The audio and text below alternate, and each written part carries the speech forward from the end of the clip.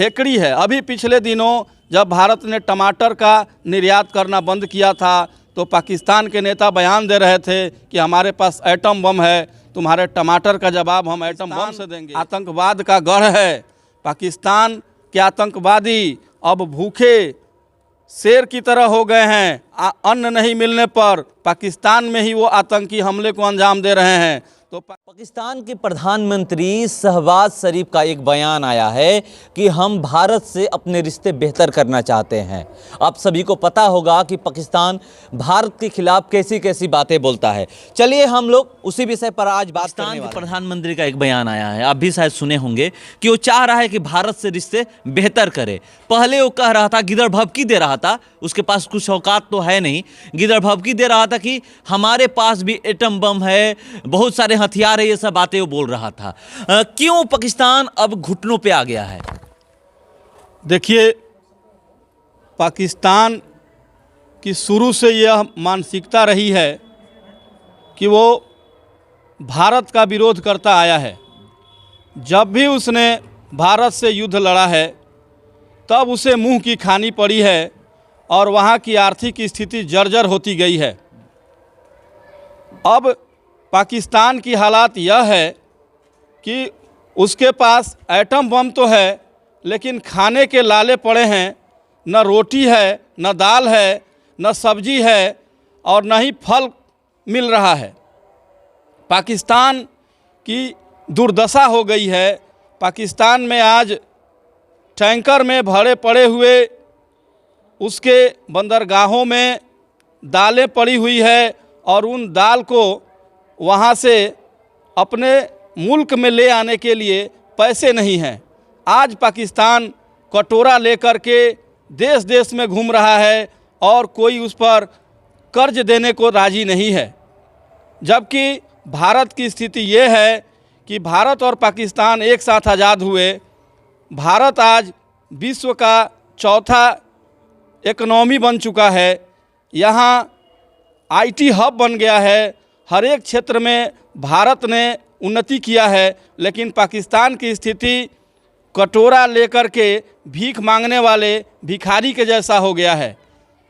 स्थिति ये इतनी बदतर हो गई है कि उसे लिए गए कर्ज का ब्याज चुकाने के लिए कर्ज लेना पड़ रहा है। पाकिस्तान के लोग, वहाँ की आम जनता, आवाम में विद्रोह होने लगा है। वहाँ के लोग भी अब ये कहने लगे हैं कि पाकिस्तान को भारत के सामने घुटने टेकना चाहिए और भारत से मदद मांगनी चाहिए। अभी विगत दिनों भारत के प्रधानमंत्री ने श्रीलंका के वित्तीय संकट को उबारते हुए वहाँ कई योजनाएं चलाई और श्रीलंका को उबार दिया। अभी भारत का जो भी बजट बनता है, भारत का बजट में ऐसा प्रावधान किया गया है कि कुछ रिजर्व फंड रखा जाता है जो पड़ोसियों के लिए हमारे यहाँ फंड है। विभिन्न देशों ने कर्जा दिया हुआ है। जो $9 मिलियन का कर्जा भारत अपने पड़ोसी मुल्कों नेपाल, भूटान और अन्य देशों को देता है, जबकि पाकिस्तान को $10 मिलियन अभी पूरे विश्व ने मिलकर दिया है। तो अगर भारत से रहती तो भारत उसकी मदद कर देता, लेकिन अपने हेकड़ी में, अपने झूठे कारनामों के वजह से पाकिस्तान इतना आगे निकल चुका है कि शर्म के मारे अब उसकी इतनी हिम्मत भी नहीं है कि आकर के भारत से गिड़गिड़ा सके कि मुझे कर्जा दे दो।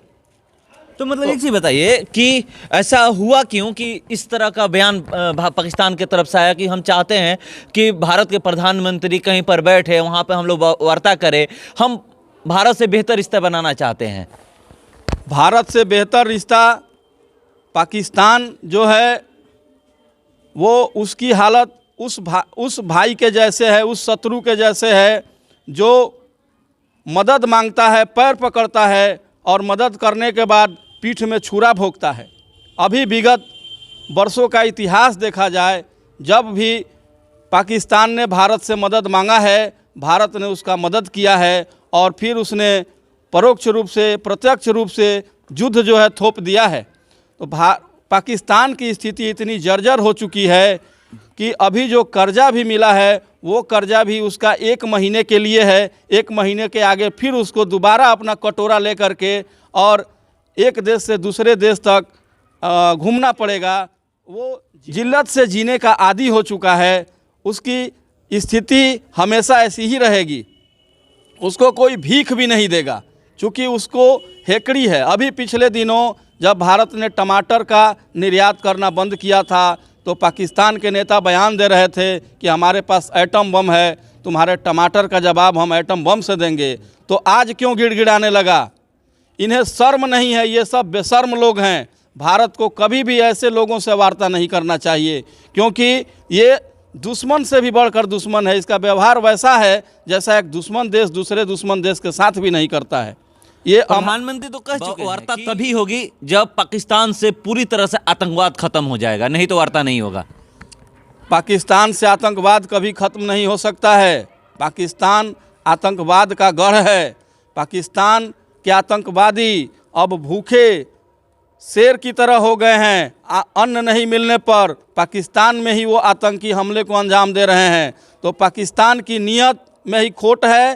कभी भी भारत जो है वह उस पाकिस्तान से समझौता नहीं करेगा और पाकिस्तान स्वयं में विलीन हो जाएगा। पाकिस्तान को अब इस जो ये बयान आया है उससे लगता है आपको कि पाकिस्तान अब डर रहा है कि 3 बार के युद्ध में हमें गरीबी और बेरोजगारी मिली है, शायद चौथा बार अगर युद्ध होता है तो पाकिस्तान मुल्क ही खत्म हो जाए?